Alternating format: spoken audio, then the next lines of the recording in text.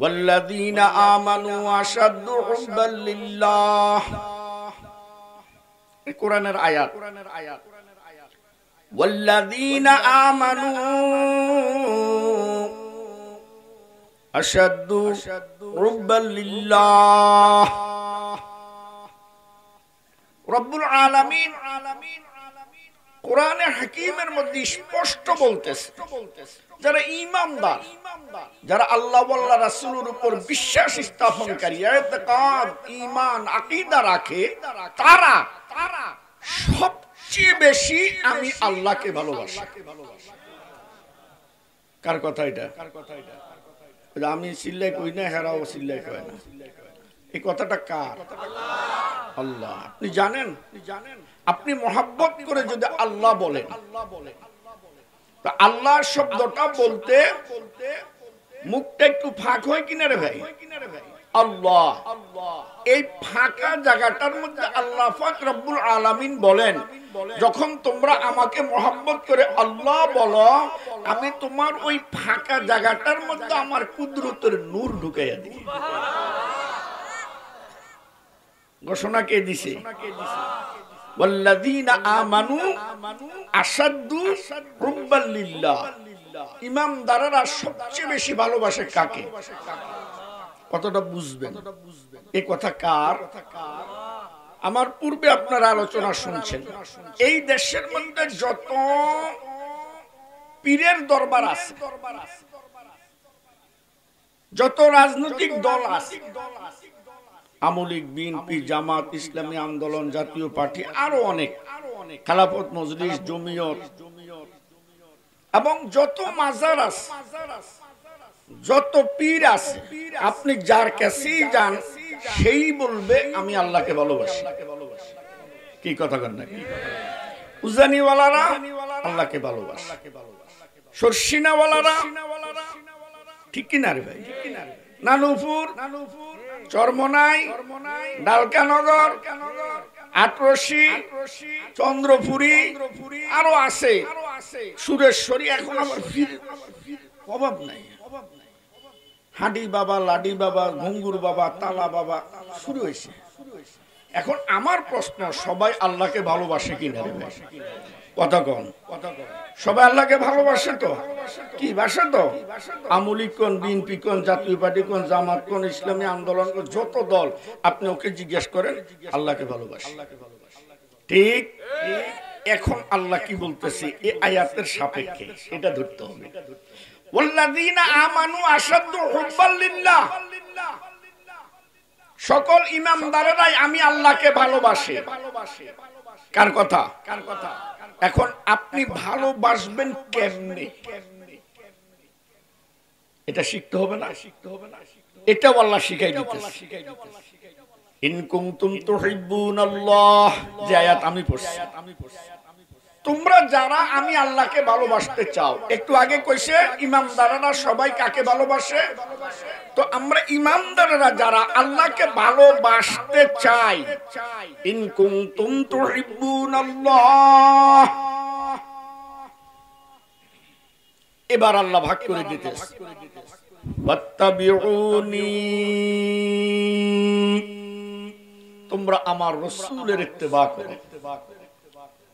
সুবহানাল্লাহ। কত আগাম বছর গয় আমরা যারা আল্লাহকে ভালোবাসি, তারা যেন রাসূলের ইত্তেবা করে, রাসূলের অনুসরণ করে, রাসূলের অনুকরণ করে। কথাটা বুঝার চেষ্টা করি। কেন? এখন আস্তে আস্তে ভাগ হয়ে যাবে। যার মধ্যে রাসূলের ইত্তেবা নাই, তার মধ্যে আল্লাহর ভালোবাসা নাই। এক কথায় ক্লিয়ার। কাট কাট কেটে দিছে। কে কাটছে? আল্লাহ। ইন কুনতুম তুহিব্বুনাল্লাহ, তোমরা যদি আমি আল্লাহকে ভালোবাসতে চাও, ফাত্তাবিউনি, আমার রাসূলের ইত্তেবা করো। এখন প্রশ্ন আছে তাফসীরে, ইত্তেবা আল্লাহর করলে অসুবিধা কি হইতো? রাসূলের ইত্তেবা কেন দিল? বলে ইত্তেবাটা করতে হয় দেখে দেখে। ইত্তেবা করতে হয় কি? আল্লাহকে দেখা যায় না। আল্লাহকে দেখা যায় না। আল্লাহ খায়, রাসূল খায়। আল্লাহ সংসদ চালায়, রাসূল চালায়। ওর মোট কথা সংসদ ভবন থেকে গরিবের রান্নাঘর পর্যন্ত যাবতীয় যত কাজ সব আমার রাসূল দিয়ে আমি করাইছি। তোমরা ওটা দেখে দেখে ইত্তেবা করো, ওটা দেখে দেখে ইত্তেবা করো। এই জন্য ইত্তেবা আসছে কার? রাসূলের। কথা কয় না কার? রাসূলের। বেয়াদবি মাফ করেন, আমার ওয়াজের বয়স চলতেছে 32 বছর। আমার পূর্বের আলোচকদের মধ্যে অনেকেই আমার ওয়াজের খাদেম, আমার থেকে ওয়াজ শিখছে। আমার কথাগুলো আপনাদের একটু গভীর মনে নিতে হবে এবং বুঝতে হবে, পরে সমালোচনা যায় না, বুঝে সমালোচনা যায় না। আমরা ইমানদাররা সবাই আল্লাহকে ভালোবাসি, কিন্তু ভালোবাসাটা হতে হবে রাসূলের ইত্তেবার মাধ্যমে। কেন রাসূলের ইত্তেবা? কারণ এই দেশে যেই বেটা নামাজ পড়ে না সেও কয় আমি আল্লাহকে ভালোবাসি, যেই বেটা মাজার যায় উত্তইয়া পড়ে থাকে হেও কয় আমি আল্লাহরে ভালোবাসি, যেই বেটা 40 বছর গোসল করে নাই হেও কয় আমি আল্লাহরে। এই জন্য আল্লাহ পৃথক করে দিয়েছে, ফাত্তাবিউনি, আমার রাসূলের ইত্তেবা করো। বাস, এখন ভালোবাসা ভাগ হয়ে যাবে। কথা বলেন না কেন? তাফসীরের কিতাবের মধ্যে লেখছে ফাত্তাবিউনি, রাসূলের ইত্তেবা করতে হবে। কেন? বলে এখানে 10টি কারণ আছে। কয়টা কারণ? নম্বর 1 বলবো, আমি তোমাদেরকে এমন রাসূল দিয়েছি যা অন্য কাউকে দিই নাই। আমি তোমাদের রাসূলকে এত সুন্দর করে তৈরি করেছি যা অন্য কোন পয়গম্বর কেউ করেনি। এখানে জটিল প্রশ্ন কি? আমার কথাগুলো বুঝতেছেন? কেন প্রশ্ন? আমরা কোরআনের মধ্যে পাইছি সবচেয়ে বেশি সুন্দর হযরত ইউসুফ আলাইহিস সালাম, আর এখানে বলতেছে আমি আমার রাসূলকে সবচেয়ে সুন্দর করে বানাইছি। আর ওখানে বলছে নাহনু নাকুসু আলাইকা আহসানাল কসাস। আপনার আমার প্রশ্ন,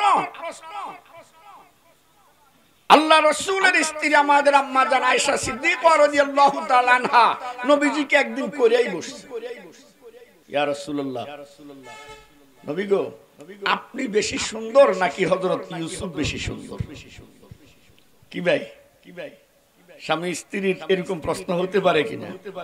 আপনার মতো আমার মতো হলে তো ঠাডায় চটকনা দিতেন। কথা কয় না, কি দিতেন? ঠাডাই আর চটকনা দিতেন। ফেতনি, তোর মানুষের দিকে নজর গেল কেন? আমার দেখোস না? দেখেন নবীজির আদর্শ কি সুন্দর।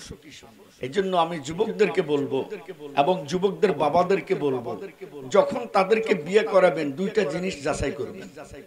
জীবনে ধরা খাইবেন না। 1 নম্বর, মেয়ের মাটাকে আগে ভালো করে যাচাই করেন, কারণ এই শাশুড়ির কারণে অনেক সংসার ভেঙে তছনছ হয়ে যায়। কি কথা বুঝতেছেন?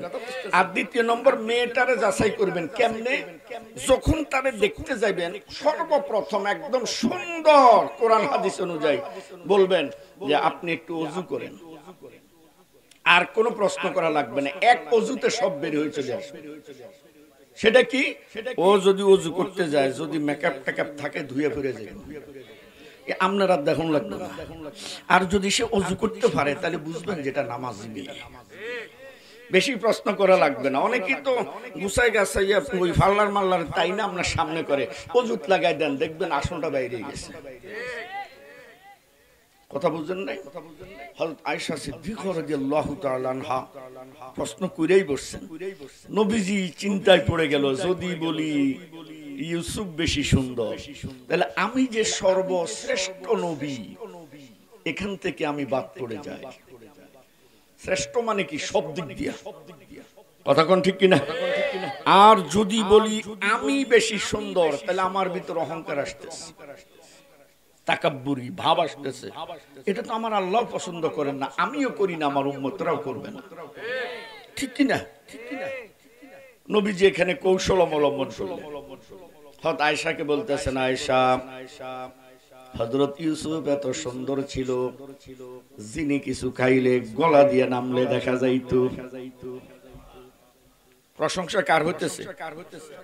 ইউসুফের। বিবির সামনে ভালো করে ধরেন, মা বোনেরাও শুনেন।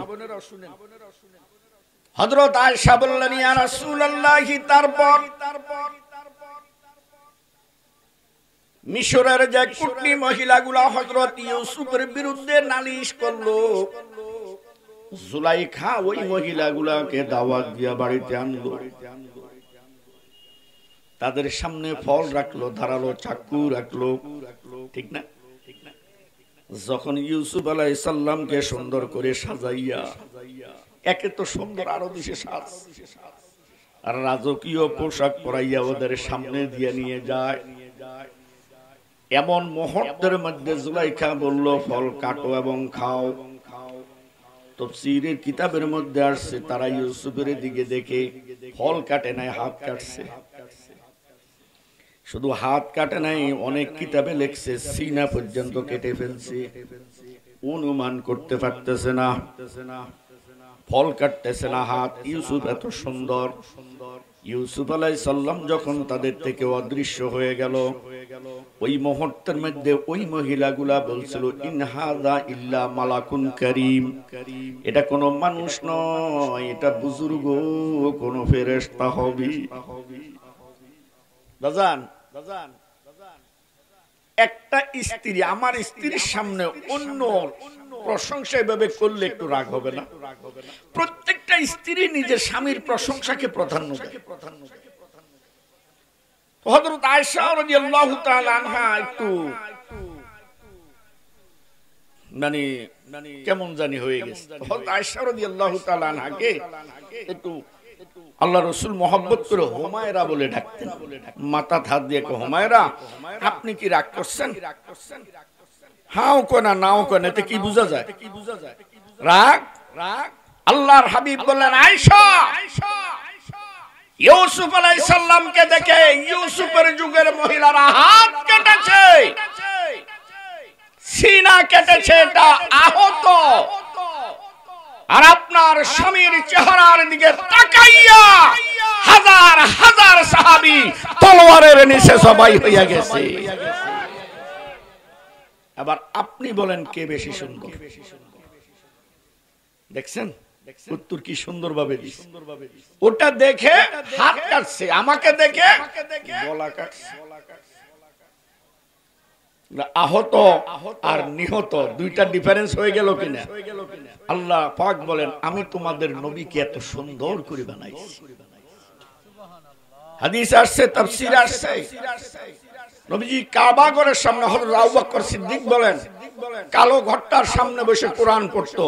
আমি নিজ চোখে দেখেছি আমার নবী মাঝে মাঝে যখন ওই কালো ঘরটার দিকে তাকাইতেন, নবীজির চেহারার তাজাল্লিতে পুরা কালো ঘর আলোয় আলোকিত হয়ে যেত। মনে চায় সে নবীকে একটু দেখতে। কথা বলেন। ওই যে আল্লাহকে সবাই ভালোবাসি এই দাবি চলবে না, নবীর ইত্তেবা করতে হবে। নবীকে একটু দেখতে চাই, খালি কইলেই হবে না, কিছু আছে। এই আশাটা নিয়ে আজকে বাড়িতে যাবেন, ইনশাআল্লাহ আমল করলে আপনি পাবেন। রাজি আছি না? ইনশাআল্লাহ। সংক্ষেপে বলছি। নম্বর 2, আমি তোমাদের নবীকে সর্বশ্রেষ্ঠ মুআজিজা দিয়া দুনিয়ার মধ্যে পাঠাইছে। এত বড় মুআজিজা আর অন্য কাউকে দিই নাই, যার আঙ্গুলের ইশারায় আকাশের চাঁদ 2 টুকরা হয়ে যেত। এত বড় দিনে এই প্রসঙ্গে সংক্ষেপে একটা কথা। নবীজির যুগে এক ইহুদি যুবক একটা খেজুরের বিচি নিয়ে আসছে। ইয়া রাসূলুল্লাহ, ইহুদি কিন্তু তো আয়েশা বলে, হে আব্দুল্লাহর ছেলে মুহাম্মদ, আমি আপনাকে এই বিচিটা দিলাম। খেয়াল করে শুনেন, এই বিচিটা আপনি আমার সামনে রোপণ করবেন। এই বিচির থেকে একটা গাছ উঠবে, ওই গাছে ফল ধরবে। ফল পাকলে আজকের দিনের ভিতরে আপনি আমাকে খাওয়াইবেন। যদি পারেন তো আমি আপনাকে নবী বলে মানব। নবীজি বিচি এটা নেয় না। ভালো করে বুঝেন, কেন নেয় না? গাছ উঠানের মালিক কে? ফল ধরাইবে কে? আমি মাতবরি করে নিয়ে কোন বিপদে পড়ি? ওখান থেকে আগে খবর আসুক। ওখান থেকে কি? এই জন্য হাত এটা বাড়ায় না। নবীজি তাকাই রইছে, আর ইহুদি যুবক বারবার বলতেছে, নাও দেখি তুমি কত বড় বুজুর্গ হইছো। সঙ্গে সঙ্গে জিবরাইল পিছে চলে আইছে। নীরবে চোখের পানিগুলো ছেড়ে দিয়ে বলেন আল্লাহ,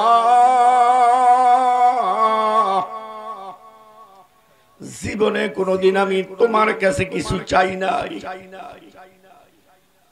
আজকে চাইতেছি ওই তীরটা যেন আবু কাতাদার বুক দিয়ে ঢুকে যায়। হযরত আবু কাতাদার চোখ এত পাওয়ারফুল ছিলেন, দিনের বেলা আকাশের তারাগুলা এক এক করে গুনতে পারতেন। হাদিসের মধ্যে আসছে আবু কাতাদা ওরা দূর থেকে তীর কি করে না করে, ওরা আবু কাতাদাকে দেখে না, আবু কাতাদা দেখে। ওরা যদি ডান দিকে ঝোঁক দেয়, আবু কাতাদা ডাইনে কাইত হয়ে বুক পেতে দেয়। আল্লাহু আকবার। তীরটা বুকের মধ্যে নিবে, জান্নাতে নবীর সাথে থাকবে। ওরা বাম দিকে ঝোঁক দিলে আবু কাতাদা বামের দিকে ঝোঁক দেয়। ও বন্ধু, এইভাবে ডাইন বাম করতে করতে এক পর্যায়ে তারা তীরটা নবীকে লক্ষ্য করে ছেড়ে দেয়। বিধি বাম তীরটা আবু কাতাদার বুক দিয়ে না ঢুকে চোখ দিয়ে ঢুকে গেছে। মুহূর্তের মধ্যে চোখের মনিটা খুলা উহুদের ময়দানের মধ্যে মার্বেলের মতো ঘুরতেছে। একটা চুনচা শব্দ আবু কাতাদা করে না। কেন? নবীজি আরাম করতেছে। আল্লাহু আকবার, আল্লাহু আকবার। ওরা জান্নাতে যাবেন, আপনি যাবেন? চোখ নাই, খুলে পড়ে মরুর মধ্যে ঘুরতেছে। অনেকক্ষণ পর নবীজি আরাম থেকে সোজা হয়ে বসে বলেন, সাহাবীরা আমার দিক ঘুরো। পাঁচজন ঘুরলেন, আবু কাতাদা ঘুরে না, বাম হাত দিয়ে বাম চোখ চাপ দিয়ে ধরে রাখছে। রক্তগুলো করকর করে পড়ে কোনু দিয়ে বেয়ে বেয়ে জমিনের মধ্যে পড়তেছে। নবীজি নিজে উঠলেন, আস্তে করে গিয়া পিঠে হাত দিয়া বললেন, কি গো আবু কাতাদা, কি হয়েছে আপনার? হাত ধরা অবস্থায় আবু কাতাদা নবীজির দিকে ঘুরলেন। নবীজি চমকে উঠলেন, কি হয়েছে? ইয়া রাসূলুল্লাহ, তীরটা নিতে চাইছিলাম, বুকে ঢুকে গেছে চোখে। আল্লাহর হাবিব বলেন, কেন? আমি আপনার সাথে জান্নাতে থাকব। আপনার চক্ষু থেকে যে চোখ চলে গেল, আপনার কি ব্যথা লাগে না? নবীজি প্রচন্ড ব্যথা। আওয়াজ করলেন না কেন? আপনার মহব্বতে। আমি যদি আওয়াজ করি আর আপনার আরাম নষ্ট হয়ে যায়, এটা কেমন মহব্বত? ইয়া রাসূলুল্লাহ, আমার চক্ষু প্রচন্ড ব্যথা করতেছে। নবীজি ডাইন হাতের শাহাদাত আঙ্গুলটা মুখের ভিতরে ঢুকাইয়া নিজ মুখ থেকে কিছু থুতু লালা নিয়া চোখের চতুর্দিকে এইভাবে ঘুরান দিয়া বলে, ব্যথা করতেছে নাকি? হযরত আবু কাতাদা বলেন, ইয়া রাসূলুল্লাহ, রহমতের হাত আর বরকতের থুতু চোখের মধ্যে লাগছে, কেমনে ব্যথা থাকি? পয়গম্বর ডাক দিয়ে বলেন, আবু কাতাদা,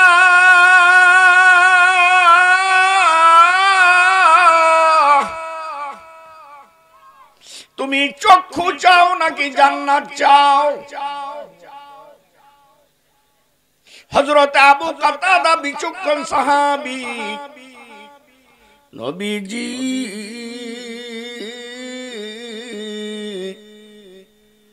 আমি চক্ষু চাই, জান্নাতও চাই। জান্নাত চাই, আপনার সাথে থাকবো। চক্ষুটা চাই, দুনিয়াতে আপনাকে প্রাণ ভরে দেখবো। আমি মসজিদে নববীর প্রথম কাতারের মুসল্লি, আপনার ডাইন পাশে দাঁড়াই। আপনি ডাইনে সালাম ফিরাইলে আমারে দেখেন, বামে সালাম ফিরাইলে আমি আপনারে দেখি। এই চক্ষুটা যদি না থাকে গো নবী, আমি প্রাণ ভরে আপনারে দেখতে পারবো না। এই জন্য চক্ষুটা লাগবে। আল্লাহর হাবিব বালু মাখা চক্ষুটা এনে গর্তের ভিতর ঢুকাই দিছে, আবার মুখের থেকে থুতু নিয়া চতুর্দিকে অপারেশনের অর্থাৎ মলম মুখের থুতু দিয়া লাগাইয়া কয়, আবু কাতাদা ভালো করে দেখো না চক্ষুটা লাগছে নি। আল্লাহর হাবিবের কথায় আবু কাতাদা চক্ষুটাকে নিচের দিকে এইভাবে চোখ দিয়া কয়, নবী গো আমার মন বলে চক্ষুটা আগের চেয়ে মজবুত হয়ে লেগে গেছি। পয়গম্বর ডাক দিয়া বলেন, ও আবু কাতাদা এই চক্ষু দিয়া তুমি দেখোনি যেটা আমি এই মাত্র লাগিয়ে দিলাম?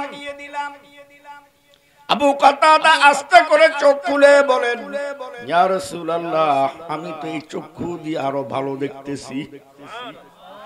এবার নবী জিজ্ঞাসা করেন, আবু কাতাদা কোন চক্ষু দিয়া তুমি একটু ভালো করে বেশি দেখো? এবার আবু কাতাদা আস্তে করে উপরের দিকে আকাশের দিকে তাকায়, চোখের পানিগুলো আর ধরে রাখতে পারে না, করকর করকর করে পাইয়া পাইয়া ফুটতেছে। আস্তে আস্তে করে গিয়া নিজের মাথাটা নবীজির বুকে ঢুকাইয়া দিছে, ঢুকাইয়া কান্দে আর কয়,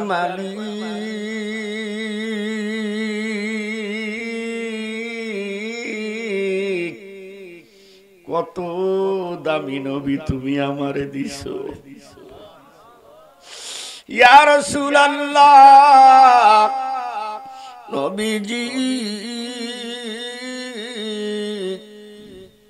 আমি আগের চক্ষু দিয়া প্রথম আকাশ পর্যন্ত দেখি, আর আপনি যে এই মুহূর্তে চক্ষুটা লাগাই দিলেন ওটা দিয়া আরশে আজিম পর্যন্ত দেখি।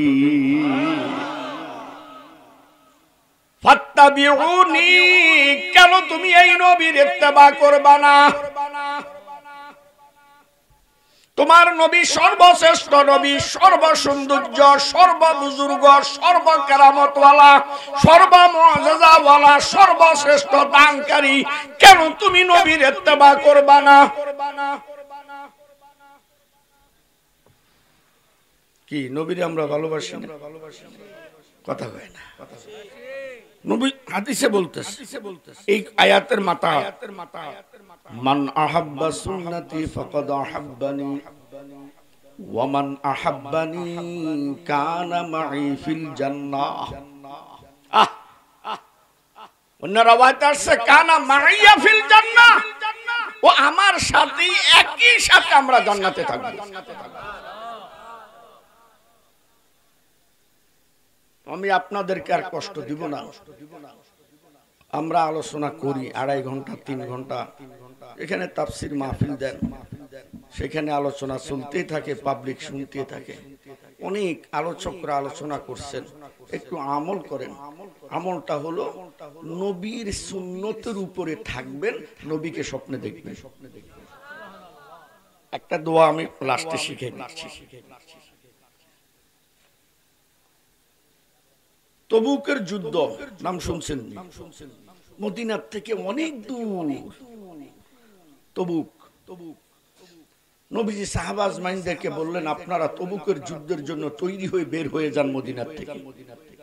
সংক্ষেপে কথাটা বলছি। সাহাবা আজমাইন প্রায় 30,000-এর মতো সাহাবা আজমাইন বের হয়ে গেছে।